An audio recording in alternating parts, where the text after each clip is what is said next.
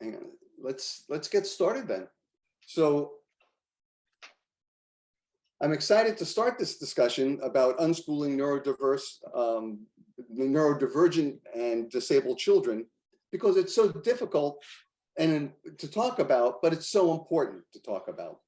As anyone who decides to try unschooling their children learns, the hardest thing about being an unschooler is responding to all the skepticism you get from people about letting your children learn in their own ways and schedules. Parents who want to unschool neurodiverse children not only have to manage the everyday issues unique to their children, but also to overcome the skepticism of other parents, including unschoolers, who don't think that atypical children can benefit from learning in their own ways, as typical children do. To help us navigate the issues, we have Delia Tettleman and Janet Callahan, who help operate the Unschooling Every Family Embracing Neurodivergent and Disabled Learners Facebook page. Janet Callahan is an Indigenous autistic mother of 2 unschooled autistic children. She works as a mechanical engineer in the automotive industry. Delia Tettleman has been working part-time administrating the Unschooling Every Family Facebook group since 2013. Her family started unschooling in 2012 after pulling the kids out of school mid-year in 5th and 2nd grades due to school refusal. Her family identifies as neurodivergent. Before starting a family, Delia worked for 15 years as a programmer and project manager in financial software. Delia adds that our Facebook group, Unschooling Every Family Embracing Neurodivergent and Disabled Learners, was originally named Unschooling Special Needs and was created in 2013 by Christina Wester, whose website is www.radiantlivingandlearning.com. So I want to welcome everyone here. Oh, my name is Pat Paranga. I'm the publisher of Growing Without Schooling and the host of this page. And I would like to welcome everybody here and start the discussion by, first of all, noting some of the basic terms and concepts that the neurodiversity community is familiar with, and many others may not be. For instance, ableism. Can you, Janet and Delia, could you define ableism and give us some examples of that? I'll let Janet go first. I would say that it's discrimination based on disability. And that's sort of like the short version, but it covers a whole lot of things that go on. I have the definition here. Ableism is the discrimination in favor of non-disabled people or typical people and against disabled people. This includes seeing accommodations of disabilities as unimportant or as privileges and not as rights. Yeah, one of the many interesting things I've learned in the last couple of weeks preparing for this, and you have an incredible amount of very useful resources that you've created on your Facebook group. And the 2 that you sent me, I've referred to many times, functioning labels and preferred terminology. And it really opened my mind to a lot of these ideas about, how we talk about things actually can help change them or make them worse.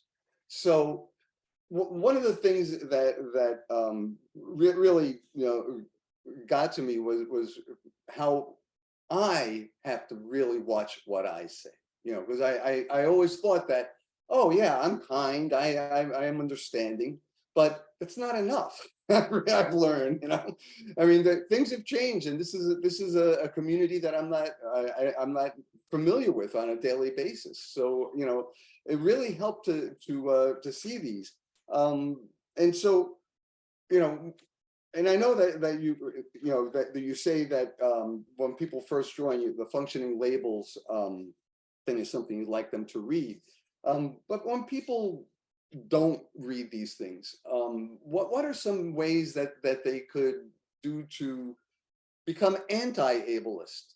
You know, I mean, I'm first of all talk about our personal, you know, things, the words that we use and stuff, and concepts that we have to change.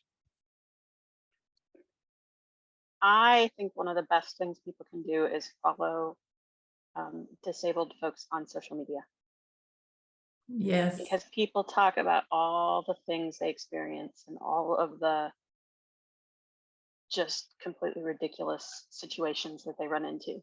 And I don't think that sort of the rest of the world realizes that some of those things happen. And like that gives you that window into what's going on and what people experience in a really low, I don't want to say low effort, but a low risk way. You can read other people's social media forever and not ever comment or anything and learn a ton. Mm-hmm. Mm-hmm.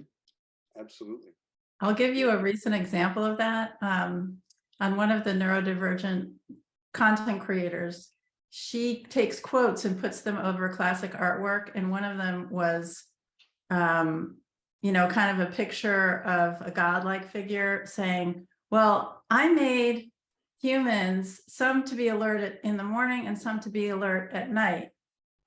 And then the human that the God is talking to says, no, we're going to make everybody get up in the morning. So there's lots of very funny content that you can, you know, in a funny way, you can understand, oh yeah, that's like ableist to expect everyone to have the same body clock. Right. Mhm. Right. Right. Yeah, and I was, you know, also, I mean, one of the most common phrases I've heard, you know, in dealing with people in the neurodivergent community, not with people, but people outside the community, is this phrase, autism spectrum, and that really, I mean, that took me a while, like intellectually, like why would that not be correct?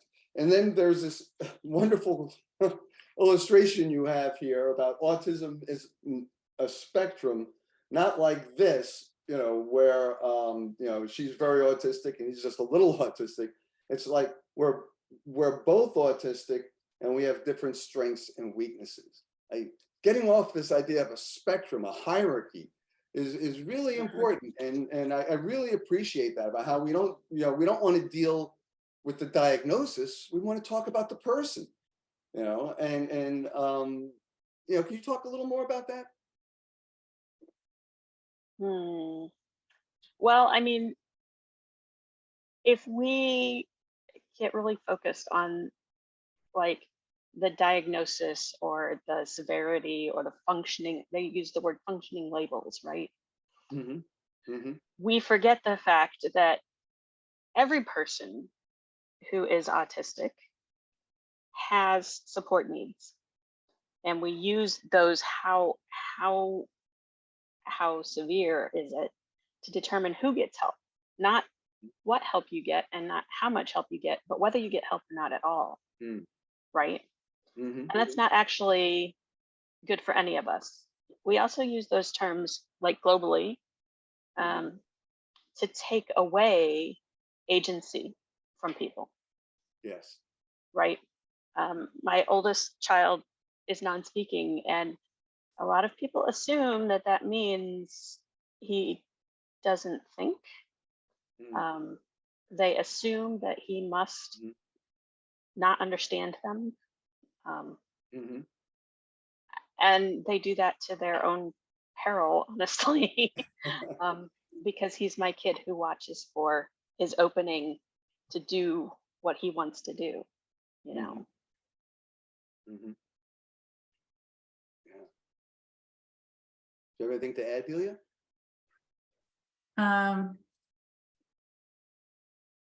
Just bring me back to the topic again, because I was so focused on what you had.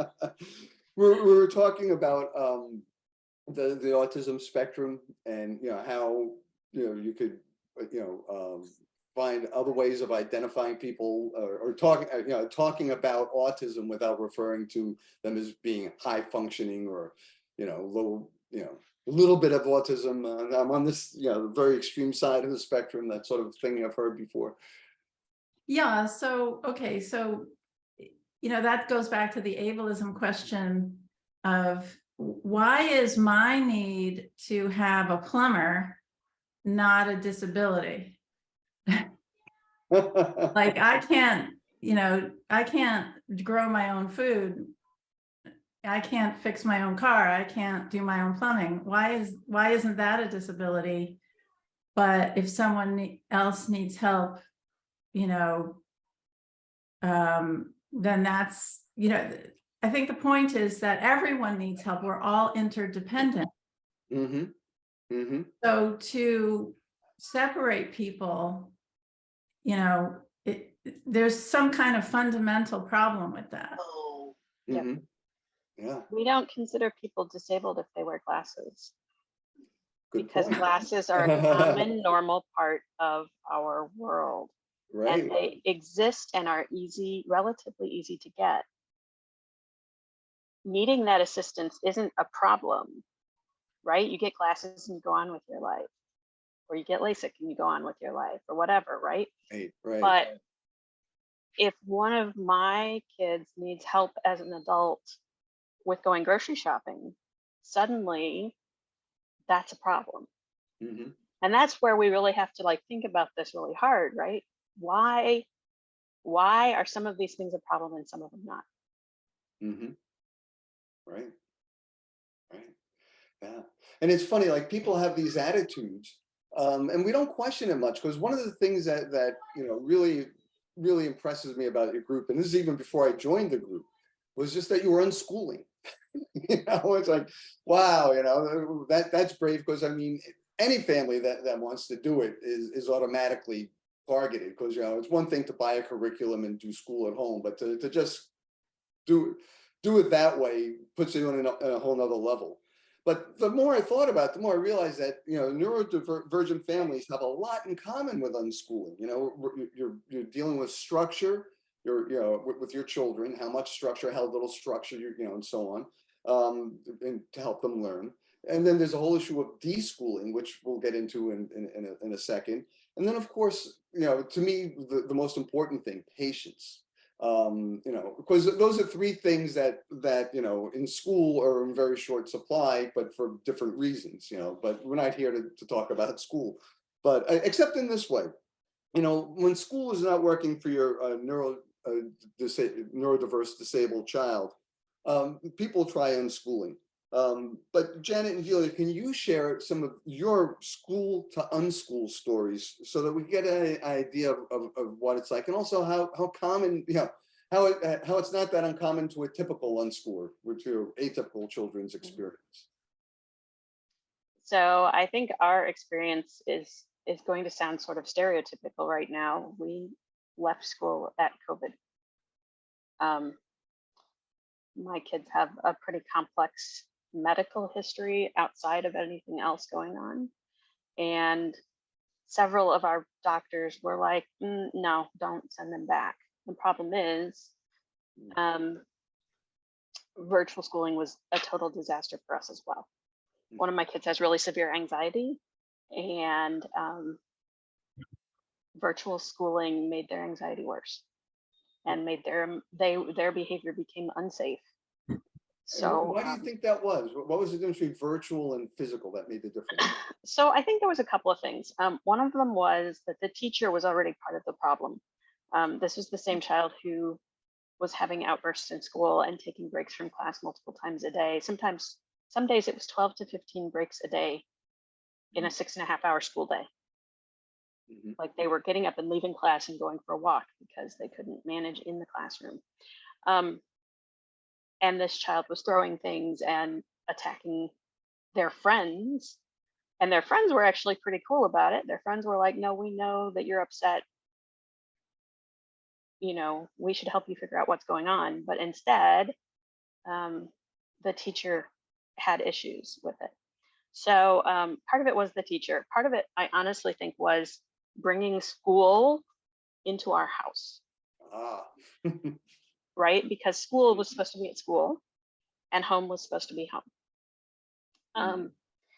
So initially we took a break from school and we told them we'd talk about coming back when they had a better plan. And when we started talking about what that better plan looked like, we decided we were not going there. We just couldn't go back. And at this point, you know, we're basically 3 years-ish into it. We're approaching like 3 years in March. Yeah, that they've been home. So And things have gotten better? I think things are a lot better, actually. I mean, I think part of it is that they're a little older, right? Yeah. And that they have a little bit more maturity. Yes. But also, like, we're not dragging them out of bed at 6 a.m. Right. We're not trying to rush them through getting ready in the morning, which was already a struggle for them, right? Could they do it? Yes. Could they do it quickly and efficiently to be able to get out the door in a certain amount of time? It required getting up pretty early, right? Yeah. So, like, I think that's part of it, is just that there are not so many like stressful things to manage to get there. Right. Yeah. But also, we've taken a step back and really looked at the child with severe anxiety, like what is going on here and how do we best manage this? And because we're here all day and we see it all day, we understand better where the triggers are and whether or not the things we're doing to address it are working. Yeah. I remember the first, I mean, we've always had a few stories in Grown Without Schooling magazine. We've been publishing since 1977, but then we actually devoted a whole section of an issue, I think it was issue 96, to a home unschooling children, and we used the phrase special needs on, you know, in those days.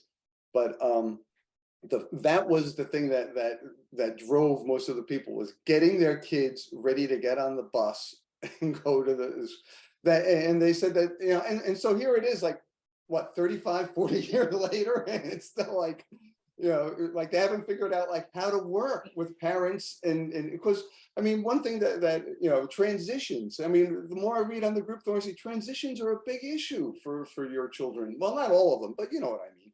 And well, and schools are so early. My kids are middle school age now. Our district middle school bus comes at 7:15 in the morning. Oh man. Yeah.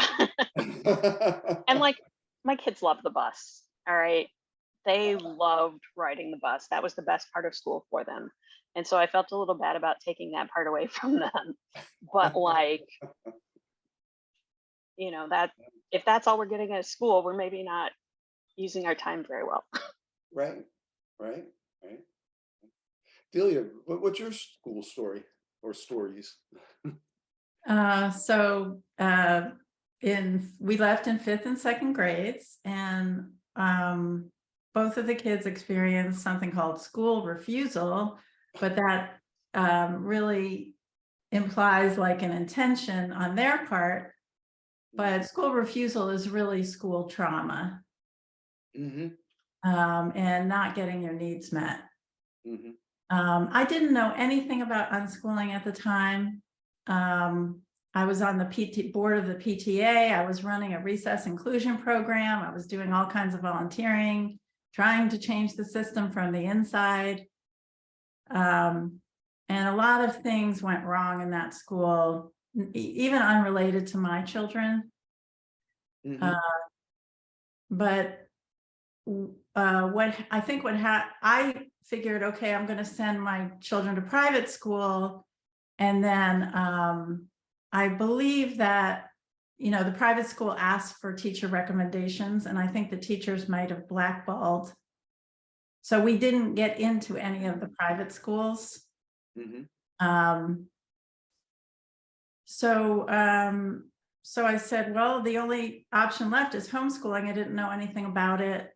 And then 3 weeks later, we joined a social group And the wise parents there told me about unschooling. So I started to look into it, and it took me about 18 months to deschool. But my children weren't having any lessons from me. All right.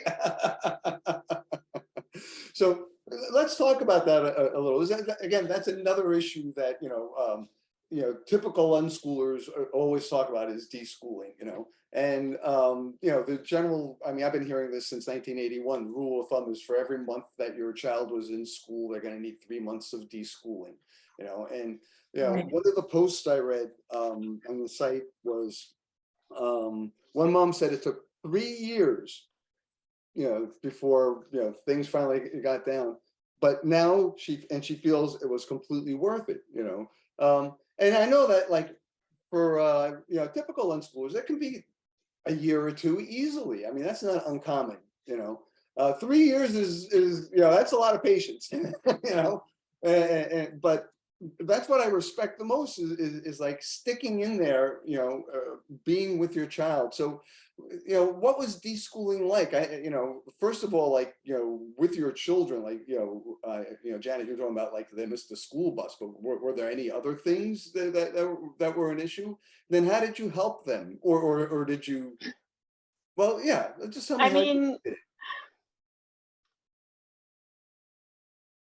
I think honestly, they deschooled faster than we did. Yeah, I like that. I like that. 'Cause Right? it's often the parents that take the longest. We Well had said. sort of the push you off the cliff version because of COVID. Mhm, And like, it was so clear that we were not going to be able to make progress if we did it the way that they were trying to do it. mhm, Like, um, the first several months, like, both of my kids have ADHD and so does my husband. So them sitting down and doing an hour's worth of lessons is just not going to happen. right. Like, it just can't. Um,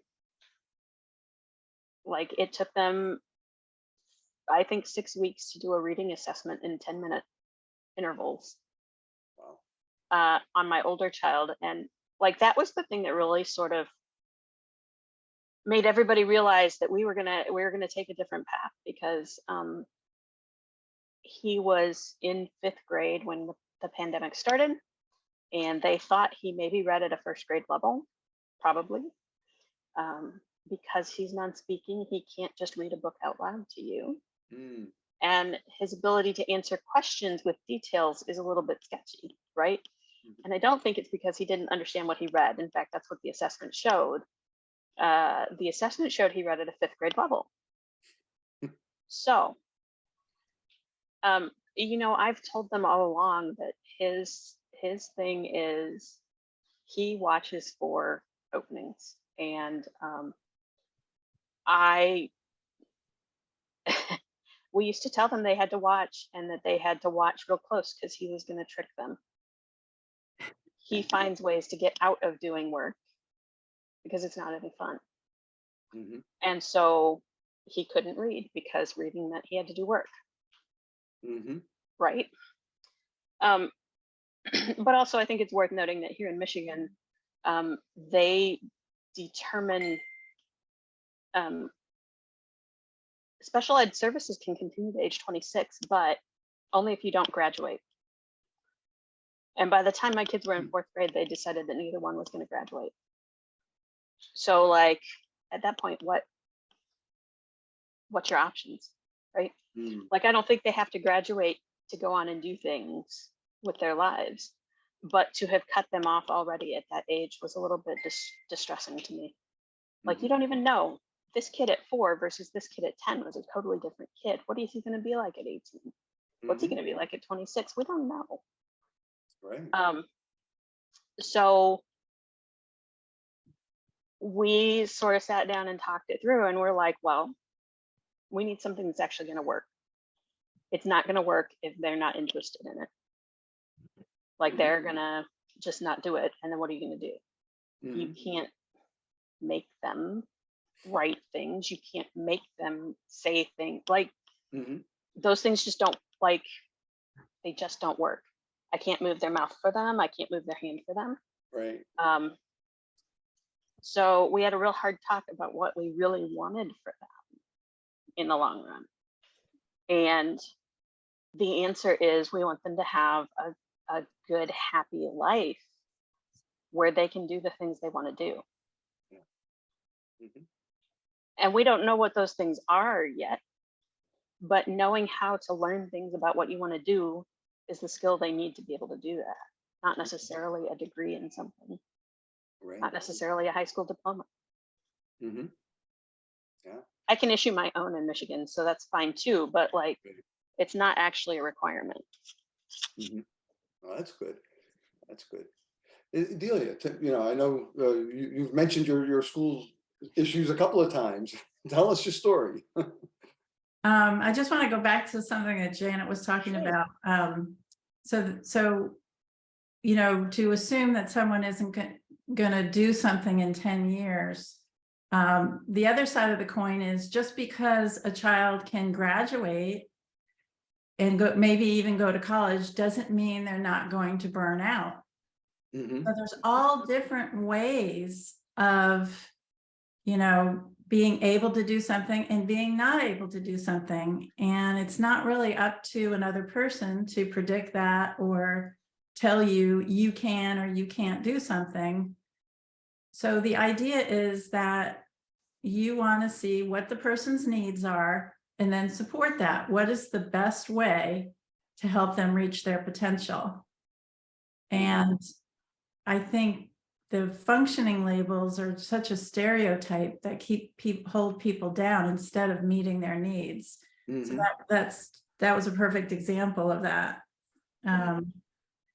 So for us, for deschooling, to me, it was really, unschooling, the idea of unschooling is about non-coercion. Mm-hmm. And I had already learned about non-coercion in many different ways. I learned about it through deprogramming. So I know a lot about deprogramming from totalistic ideas like cults and stuff. Mm-hmm.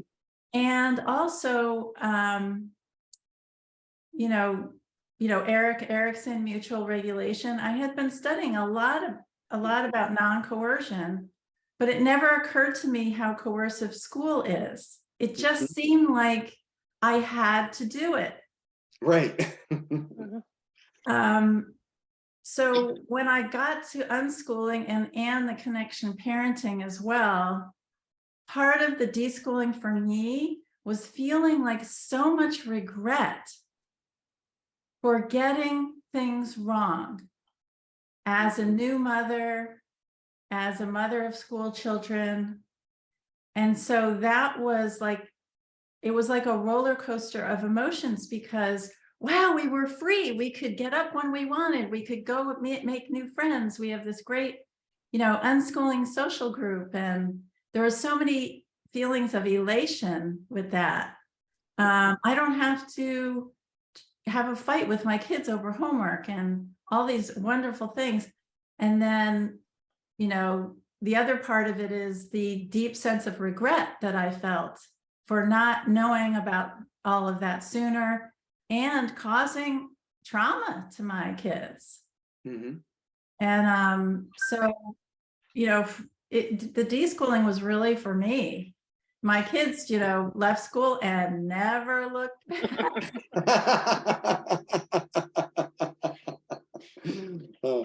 Well, one of the things that that is also sort of always a big issue when we talk about unschooling is this idea of structure, and children won't learn unless they're in a structured environment. And we've often heard how important it is for atypical children to be in a structured environment.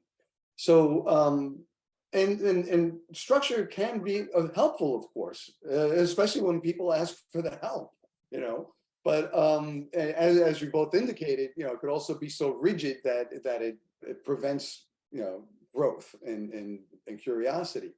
So can you tell us how you tell us how you handle structure with your children and how they learn. But also I want to say to the attendees here, if you have any questions you want to ask Janet or Delia, or comments that you'd like to add, please do so in the chat for Zoom. If it goes on Facebook, you know, I probably won't see it right away, but I'll find it. But if you do it on Zoom, it'll come up instantaneously on my screen. So feel free to just chime in. So I think one of the things, and it's come up in several of the communities online that I'm in, is that there's this idea that autistic folks in particular need structure. But what neurotypical people think when they think structure is a schedule with minute by minute detail of what you're gonna do and how you're gonna get it done, right? And that it's got to be the same every day. One of my friends points out that this actually drives anxiety in a lot of neurodivergent people, because what if you don't get it done? What if something happens? What if something comes up? What if I'm not done on time? What if I don't finish everything? Right? Our structure is pretty loose. We have disability support staff these days, and so our structure sort of works around their schedule. Who has a support person each day varies from day to day. So usually they get up at some point in the morning, they get dressed, they get breakfast. They talk about what they're going to do that day. And then, like, if they have a support staff worker, they go do something. Or if they're hanging out with my husband that day, then he figures out what he's going to do, right? So they have sort of an overarching theme for the day. Like, we have breakfast, we have a discussion, we have lunch, we go somewhere, we have dinner, we get ready for bed. But it's not like a minute by minute deal. And every day there's a discussion about what they want to do. And sometimes the answer is no, right? My daughter's very fixated on going to the movies right now. And sometimes there's really nothing appropriate for her to go see. Right. Or she went yesterday and she doesn't need to go again today. But, you know, there's always that, what do you want to go do today? Okay. And so they know to expect that on the days that there's people here to work with them. So do you write out a schedule every day or print it out, or is it just something you say? You know, read to? They talk it out with whoever's here. Right? It's a one-on-one deal. We used to do schedules. And this comes back to my son reading. I used to do picture schedules every day. I would hunt through hundreds and hundreds of PEX cards to put together a visual schedule so that he would know what to do that day. And when I found out how well he could read, I was just like, you mean to tell me I've been spending like an hour a day doing this? I said, you're just getting it written down on a marker board, dude. And he glared at me and then went on with his life, you know.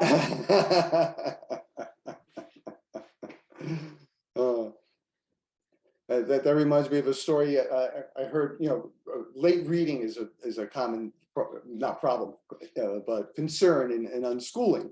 And one of the biographies I read that I learned this about Woodrow Wilson is he didn't learn to read until he was 12. And it wasn't just like, it wasn't because he couldn't learn to read, it was because he enjoyed, you know, listening to his parents read to him so much.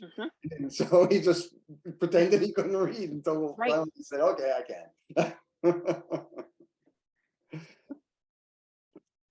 Delia, what do you want? So I mean, you know, maybe I have a hyper-connected association brain or whatever, but you know, the structure word goes back to deschooling. So structure is really a thought terminating cliche. You know, you take this word and you pack it with all of this meaning, and then you don't think about what does it really mean. So a lot of what deschooling is to think, what do I mean by structure? And what a lot of people mean by structure is compliance. Right. So when a doctor says, oh, your child's misbehaving, they need structure, they really mean compliance. They need to obey. And then Yes. it comes into coercion. So so that's part of deschooling, is to really examine, like, what are your beliefs and what words are you using, like you said originally with the high functioning, like, why do we use those terms and what do they mean? So for structure, I like to drill down. So the most basic fundamental aspect of any person is their sensory profile. So a lot of parents come into, out of school and into an unschooling environment, and especially if their kids are neurodivergent or disabled, they don't know what sensory integration is. So sensory integration is meeting your sensory needs and understanding, like, all of your sensory needs. And some people have disabilities in terms of understanding how to get their sensory needs met. So the parents, to say structure when you have these underlying needs that are not met, Right. Is kind of putting, frosting on top of, a ham sandwich. Like, no, let's go back to what the basic needs are. And what ends up happening in my mind is that when you meet those fundamental needs, the children learn to self-impose structure. They learn to self-regulate.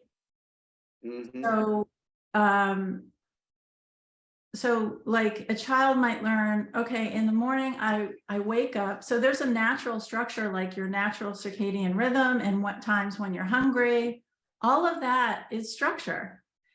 And then they may say, oh, when I wake up, I'm not really awake, so I'm just going to sit and watch a cartoon. That's structure. Or if a child wakes up and says, oh, I'm raring to go, they might go jump on the trampoline or swing on a swing first. Or so them learning to go from one sensory experience to another is structure. It is the way they organize their bodies and their minds. And then when they get their sensory needs met, then their brain can come into a more cognitive, prefrontal cortex, or whatever the brain science is, in terms of, what is my day going to look like? What goals do I want to accomplish today? What's important to me?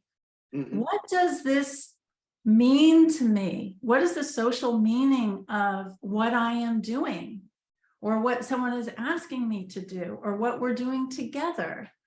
So all of that is personality development. And on our group, I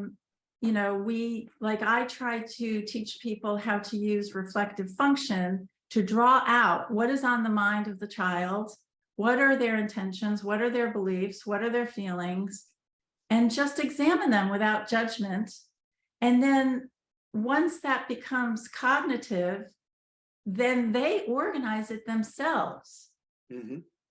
So it seems like it's a long step. It's like breaking things down into the more of the machine code. Like, it's the ones and zeros, it's the decision making, and if you layer some authoritarian idea like structure on top without doing all of that work underneath, then what ends up happening is the children develop beliefs about what you're doing. The ones with the power get to make the rules. Yes. That's the belief that you don't want. You want them to believe, I have self-agency, I have I have consent over my own body and my own mind. That's the freedom of mind, you know, Mhm. those are the unschooling values. Yeah. So that's again part of deschooling. Like, what in a patriarchal society has convinced me that I need to coerce and control another person? Right. Right. So I No, no, that's one way to look at yeah, it. no, excellent answer. You too, Janet. I mean, very informative. And it's funny because, you know, before John Holt even came into the concept of homeschooling in the early 70s, in one of his books, he wrote that he had a whole chapter about structure and how exactly what you say. He says, what we're really talking about coercion and imposing structure, because he says all life has structure. And he uses the example, you meet someone, a stranger on the sidewalk, and they say, what time is it? You say 2 o'clock, they say, thank you. There's structure to that. That wasn't chance. And, you know, I mean, there's a whole bunch of stuff built into this stuff that we always forget. And like you said, like, you know, for some children, you got to go deeper. You know, you got to get past the you know, what time is it? You know, so why do you want to know? You know, how do you know what time? You know, really start, you know, digging deep. And I've been very impressed with you know, just how deep you have to go and how willing you are to go with your children, because I think that's really the key. Like, how do you help them feel in control of their bodies, of their minds, and expressing themselves? And one of the other points that I wanted to talk about was how. Hang on a second. Oh yeah, how you've described here with structure, like, yeah, how you work with your children, and that's something else. Because when we talk about imposing structure on children, very often what that reminds me of is that you know, teachers work on children, not with children. You know, they're pulling them through the curriculum to get grades on the test and all this stuff. And we all know what happens. We forget most of what we studied after the test anyway. But, and particularly for, you know, for children who, as you described, like they, you know, Janet, you would say like how your son will always find an opening to get out of stuff, you know. How do you work with that, you know?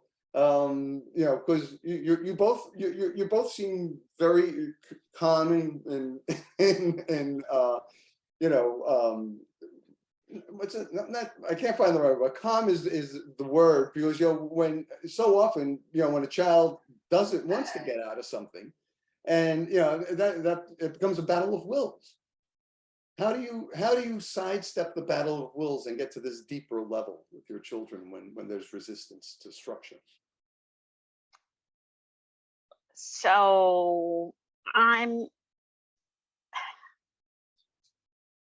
like, part of it is just understanding who they are and knowing how to ask them in a way that's not going to cause them to be unhappy about it. But like, I really think it's like that you treat them like other people, right?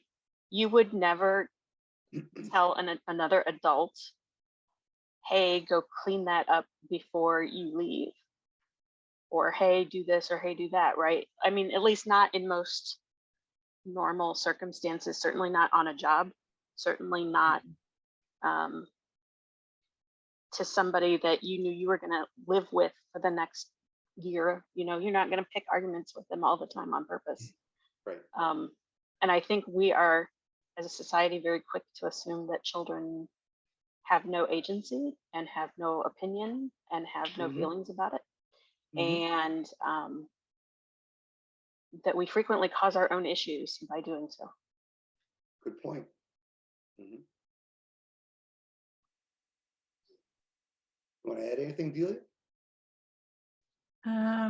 Yeah, this is a big it's hard to know where to start.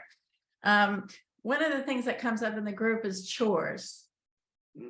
So we have a very long, not very long, but a document about chores, and again, to me, it always goes back to the reflective function, where you try to think about, you know, what are your assumptions and beliefs around this? And, you know, the idea that children didn't choose to be here, And there's a lot of things that adults decide that children don't have any decision over, like what kind of place you're living in. How clean my mom likes things, or my parent likes things.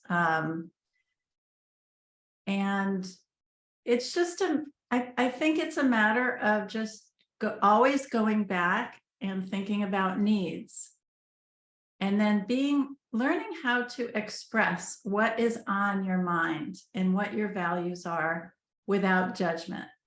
So that's radical acceptance. And children tend to eventually mirror whatever the behavior the parents have, and they absorb the parents' values. So if I can express my values and the social meaning of them in a deliberate way, then it helps the child to understand what the meaning is. And then they decide whether they agree with that, and that's part of their values. And it's a long game, and it takes longer, and it has a much stronger intrinsic value. So, like, I'm trying to think of, like, safe driving. If you bark commands at a kid while you're trying to teach them to drive, they're going to just shut you down. But if while you're driving, you say, well, I stay 3 seconds behind because, and then explain to them why, then they understand how your thoughts are organized. Right. So it's a different approach. It's a more intentional approach. And if you say to yourself, I do not want to coerce my kids, then you come up with much more creative ways to resolve, collaboration issues. And if and creativity really improves life. So does that make, am I being too esoteric? No, not at all. Okay.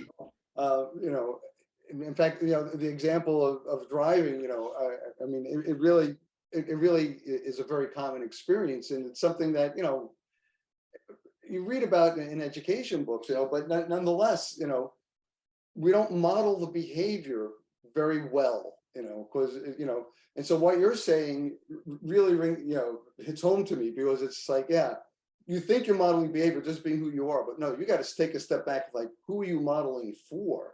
And why, and then go back to meet them where they are. I mean, just acting virtuous doesn't make other people virtuous. Right. Unless they're completely on your side and get it right from the get-go. Sometimes you have to explain things a little bit more, and I really appreciate that. Are there?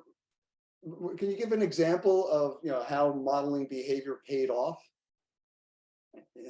For any of your children? Yeah, I guess the example was driving, because both of my kids are like very safe drivers. Oh, good. I tend to, there's something called reflective parenting, which is based on a working psychology model by Peter Fonagy and Ephraim Bleiberg.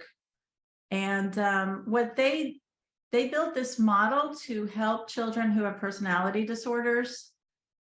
And so it's kind of, the model helps you to build up the personality, the intentionality, and the connection. It's really based on a relational approach and the connection between two people.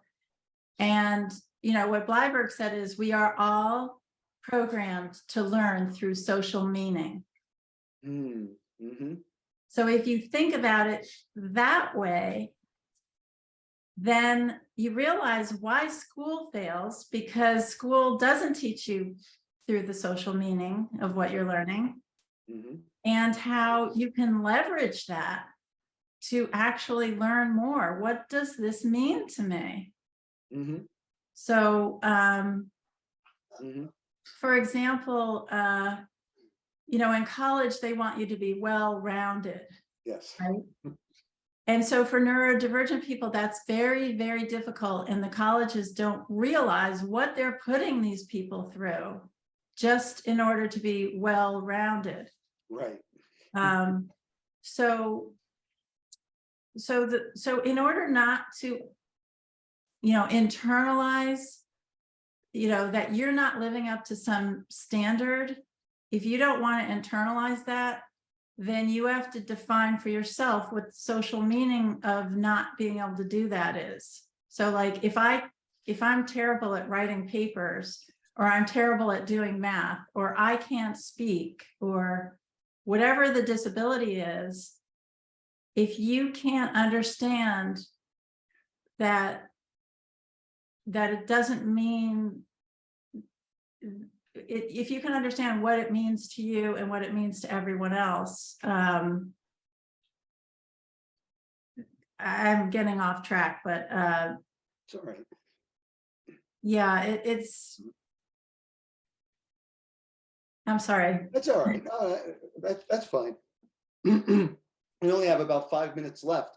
So, you know, one of there's so much more.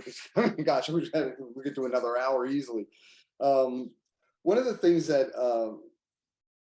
you know, well, this might be too big a topic, you know, but it might be a good way to end. I'm struck by how many in your group encourage parents to lean in and work with the behavior that the children are behaving, instead of fighting it, saying, no, that's not the wrong, that's not the right way to do it.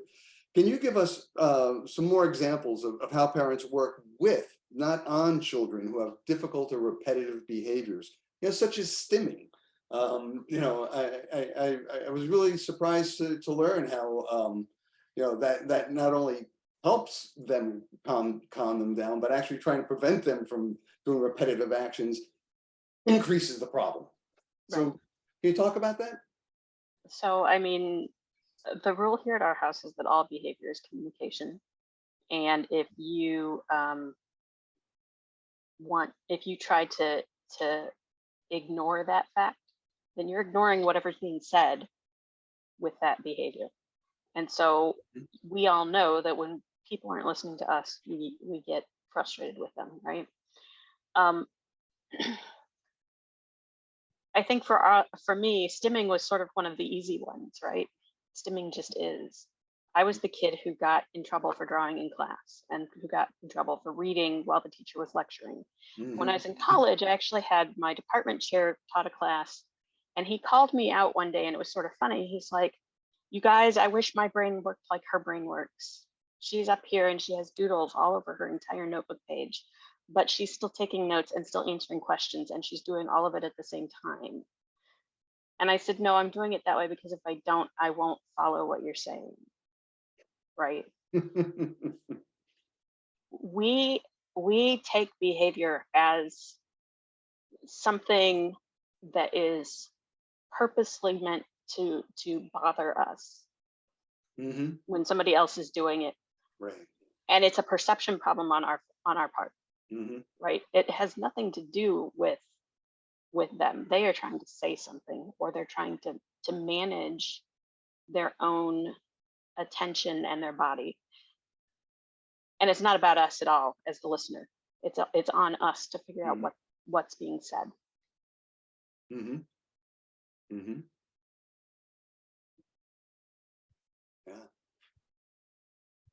Delia, Again, I lost track of the topic because I was listening. It was about well, we're talking about, you know, children who have you know, difficult or repetitive behaviors such as stimming. You know, how do you cope with that? Because we know that, you know, in public and in school that's not tolerated, right? It's just all of a sudden. But you know, I'm fascinated and really agree with the concept. You have to actually lean into that behavior and work with it and understand it rather than just try to shut it down. What's been your experience? Absolutely. So yeah, we have a, you know, we have a lot of autistic adults in our group.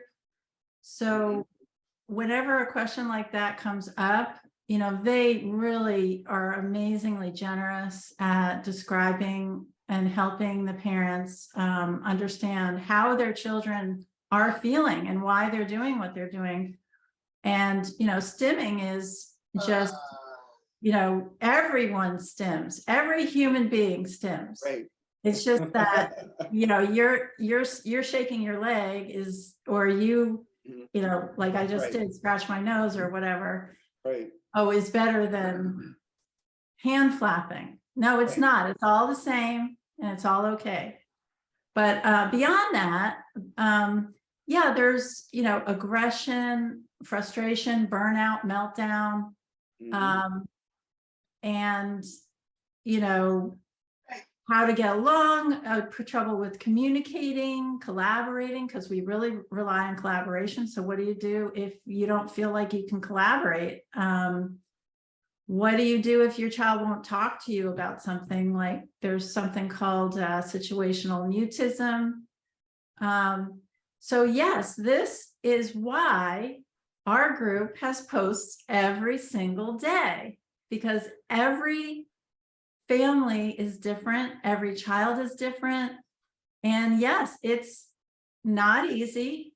And having a hive mind, having other parents who've been through it, other parents have read a different book than you have, or understand sensory integration, or understand some forms of communication, speech and language, all of this expertise that you need, like you're getting a PhD in your child, right? That's right. And that's why we need each other. That's why we are interdependent, because we can't know everything. So when you come to the group and ask the group for help with something, you get this amazingly generous, patient, supportive, loving feedback. And also people who have deprogrammed from those false beliefs about needing to coerce, needing to, tell your kid what to do. And then, and then the social meaning of that is that we as parents are connected, our values are matched. And so,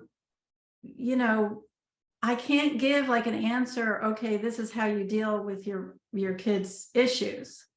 Because every single day, I don't know the answer to that. And then the group brings the answer. Yeah. And there's lots of different opinions, and the poster can, identify with some and not identify with others.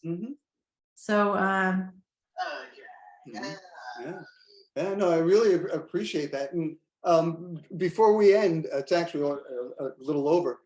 Just tell us, one more time about the group. I can't tell you how wonderful Unschooling Every Family is. And how many members are in your group right now?